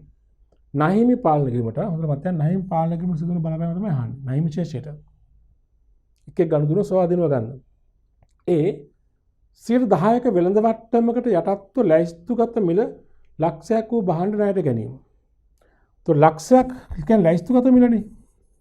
તો 10%ක වට්ටමක් අඩු කරන වෙළඳ වට්ටම අපි ගිණුම්ගත කරන්නේ නැහැ නේ. වෙළඳ වට්ටම ලක්ෂෙන් 10%ක් කියන්නේ 10000යි නේ. එහෙනම් අපි මේ ගත්ත භාණ්ඩවල ගිණුම් පොත්වල වාර්තා කරන වටිනාකම කීයද? 90යි. તો අපි 90000ක භාණ්ඩ ගන්නවා. ගැනුම් කිරීම හර නහිමි පාලන කිරීම බැර. එහෙනම් නහිමි පාලන කිරීම ශේෂය 90000කින් වැඩි වෙනවා නේ. ඒතර 10 වලින් ගත්තාම 90යි. වැඩි වීම 90යි. 90 කියන 90000යි. වෙළඳ වට්ටම ගිණුම්ගත කරන්නේ නැහැ නේ. ගැනුම් කිරීම හර නහිමියට බැර වෙන ගාන 90යි. 10 වලින් නේද? B 5ක මුදල් වට්ටමකට යටත්ව නහිමියෙකුට ගෙවිය යුතු 50000ක ශේෂයක් පියවීම සඳහා මුදල් ගෙවනවා. 50000ක ශේෂයක් පියවන්න මුදල් ගෙවනවා 5ක වට්ටමකට යටත්ව. ඒතර 50000 තමයි අපි ගෙවන්න බලාපොරොත්තු වෙන්නේ. එකකින් 5ක වට්ටමක් අඩු කරලා. ඒතර 5ක් කියන්නේ 10ක් නම් 2500ක් නේ වට්ටම. ඒතර අපි ගෙවන ගාන 47500යි. හරිද? ඒතර 5ක මුදල් වට්ටමකට යටත්ව නහිමියෙකුට ගෙවිය යුතු 50000ක ශේෂයක් පියවීම සඳහා මුදල් ගෙවීම. ඒතර අපි වෙරණම ගත්තොත් ගෙවන මුදල 47500නේ. ඒතර ගෙවන මුදල් ගිණුම බැර නහිමිය හර. ඒතර නහිමිය අඩු වෙනවා 47500කින්. වට්ටම ලද වට්ටම් බැර නහිමිය හර 2500. එහෙනම් මේ දෙකේම එකතුව නහිමියන්ට හර වෙනවා. නහිමි ශේෂය නම් මොකද වෙන හර වෙනවා කියන්නේ අඩු වෙනවා. නහිමියන්ගේ අඩු වෙනවා කීයද දෙනා 50. 50000 කියන්නේ 50යි. නහිමි ශේෂය 50කින් අඩු වෙනවා. 50000කින් අඩු වෙනවා. නේද? ඔන්නෝමයි ඔය ප්‍රශ්නේ සඳහා පිළිතුර. ඊළඟ ප්‍රශ්නාංක 46 බැංකු ගනුදෙනු පාලනය කිරීම සඳහා යොදාගත හැකි මූලික ලියවිලි 4ක් සඳහන් කරන්න. බැංකු ගනුදෙනු ව්‍යාපාරික බැංකු ගිණුමක් ආරම්භ කරන මේ ගනුදෙනු පාලනය කිරීම සඳහා අපිට යොදාගත හැකි ලියවිලි. ඒවා තමයි බැංකු ප්‍රකාශනය, බැංකු සසඳුම් ප්‍රකාශනය, මුදල් ලැබීම් ජර්නලය, මුදල් ගෙවීම් ජර්නලය, මුදල් ලැබීම් වලදී භාවිතා කරන මුදල් ලදුපත්, මුදල් ගෙවීම් වලදී භාවිතා කරන ගෙවීම් වවුචර්, අගරුව චෙක්පත් ගැන අපි දැනගන්නවා බැංකු ප්‍රකාශන හරහා පොදු ජර්නලයෙන්. ඔය තමයි මේ ගනුදෙනු බැංකු ගනුදෙනු පාලනය කරන්න අවශ්‍ය කරන ලියවිලි. අපි කිහිපයක් කරන 4ක් අහන අපි ලියමු මෙහෙම. 1 බැංකු ප්‍රකාශනය, 2 බැංකු සසඳුම් ප්‍රකාශනය, 3 මුදල් ලදුපත්, 4 මුදල් ගෙවීම් වවුචර්. 5 කිව්වොත් මුදල් ලැබීම් ජර්නලය, 6 කිව්වොත් මුදල් ගෙවීම් ජර්නලය ආදී වශයෙන් 4ක් තමයි අපි අහලා තියෙන්නේ නේද? හොඳයි. 47 බැංකු සසඳුම් ප්‍රකාශනයේ පිළිල කිරීමේ මූලික අරමුණ. ඇයි ව්‍යාපාරයක් බැංකු සසඳුම් ප්‍රකාශනයක් හදන්නේ? යම් දිනක මුදල් ගිණීමේ නිවැරදි බැංකු ශේෂය බැංකු ප්‍රකාශනයේ ශේෂය සමග එකඟ නොවන්නේ ඇයිදයි පෙන්වීමට. යම් දිනක මුදල් ගිණීමේ නිවැරදි ශේෂය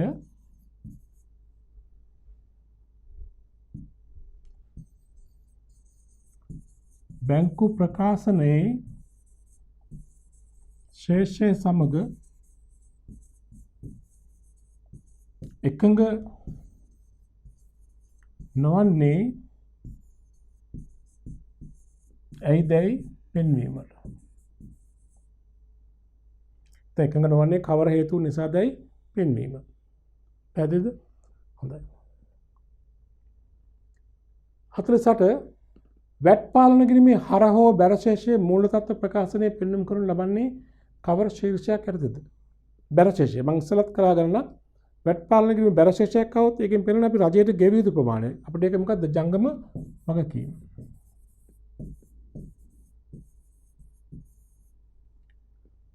හර ශේෂය අදහස් කරන අපිට රජයෙන් අය විය යුතු ගාන ඒක ජංගම වත්කම්.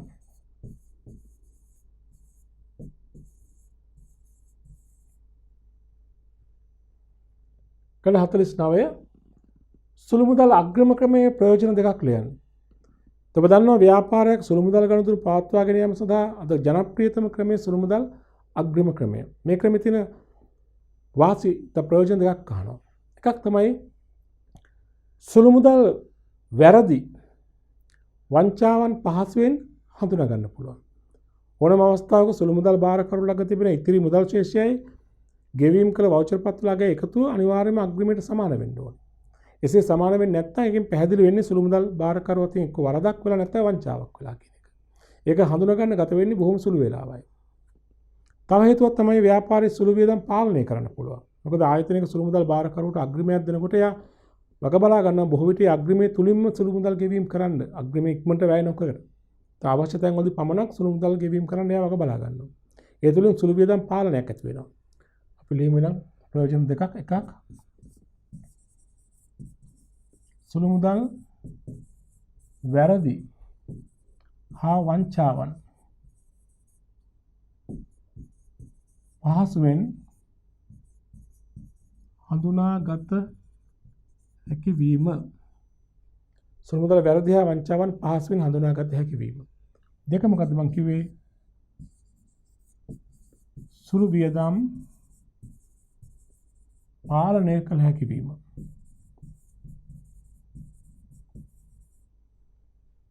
පැහැදිලිනේ? ඊළඟ ප්‍රශ්න අංකය බලන්න 50. ව්‍යාපාරයේ නහිමිකරු නිකුත් කළ චෙක් පතක් වළංගු කාලය අවසන් වී ඇති බැවින් එම චෙක් පත අවලංගු කරන ලදී. මේ වාර්තා කරන මූලික පොත හා දිසටහන් ලියන්න. දැන් නිකුත් කළ චෙක් පතක් වළංගු කාලය අවසන් වුණාම ඒක බැංකුවට ගිහලා නැත්නම් අනිවාර්යයෙන්ම අවලංගු කරන්න ඕනේ. නිකුත් කළ චෙක් පතක් අවලංගු කළාම දිසටහන වෙන්නේ කොහොමද? චෙක් පත නිකුත් කළාම මුදල් බැල නැහිමි හරනේ. අවලංගු කළාම ඒක අනිත් පැත්ත. එහෙමනම් මුදල් ගිණුම හර කළා නැහිමියට බැර කරන්න ඕනේ. ඒක වාර්තා කරන්න හැබැයි කොහෙද? පොදු ජර්නලේ. මූලික සටහන් තබන්නේ පොදු ජර්නලේ තුල. මූලික පොත තමයි පොදු ජර්නලේ. වට්ටම අවලංගු කිරීමේ දිසටහන මේකයි. දැන් නිකුත් කළා මුදල් ගිණුම බැර නැහිමි හරනේ. අවලංගු කළා මේක අනිත් පැත්ත. මුදල් ගිණුම හර නැහිමි පාලන ගිණුම බැර. එතකොට මුදල් පාලන ගිණුම හර ණය හිමි පාලන ගිණුම බැර. ඒ තමයි අවලංගු කළ නිකුත් කළ චෙක් පතක් අවලංගු කළාම දිසටහන් තබන ආකාරය. හොඳයි. එම ප්‍රශ්නයත් එක්ක මේ අපි අද සාකච්ඡා කළ බහුවර්ණ ප්‍රශ්න පත්‍රයේ කෙටි ප්‍රශ්න අරංගු ප්‍රශ්න පත්‍රයේ ප්‍රශ්න 50ම සාකච්ඡා කරලා අවසන් වෙනවා. අපි ඊළඟ ඒකකයේ තුලින් බලාපොරොත්තු වෙනවා මූලික සටහන් පොත් යටතේ තවත් මූලික සටහන් පොත් දෙකක් හඳුනා ගන්න. ඒ තමයි ගැලුම් ජර්නලය සහ ආපසු යවුම් ජර්නලය. අපි ඒක ඉදිරි පාඩම් ඒකකයේ තුලින් සාකච්ඡා කරන්න බලාපොරොත්තු වෙනවා.